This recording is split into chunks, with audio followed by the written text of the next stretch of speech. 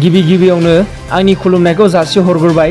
दिनै 23 जुलाइ दिनैनि मोनाबिलिनि रादाबाव नोंथांमोनखौ फिन खनसेबाव आरो बरायग्रोना लाग्रोनाय जाबाय।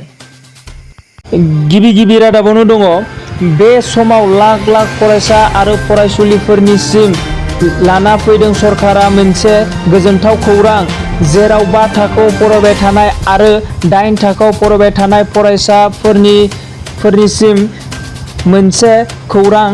5 थाखोआव फरायबाय थानाय आरो 8 थाखोआव फरायबाय थानाया मोननो हागोन आनन्दराम बरुवा बान्थाखौ।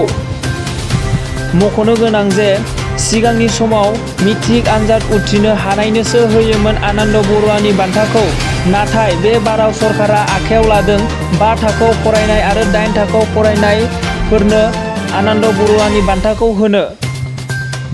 नैथि रादाबानो जादों उरिष्यायाव सासे 14 बोसोरनि हिनजावसाया रिल्स बानायनो मोनैनि गावनि जिउखौ फोजोबना लाबाय होननानै मिथिनाय जादों आरो मिथिनाय जादों हिनजावसाया थाखो 10आव फरायनाय होननानै फोरमायनाय जादों।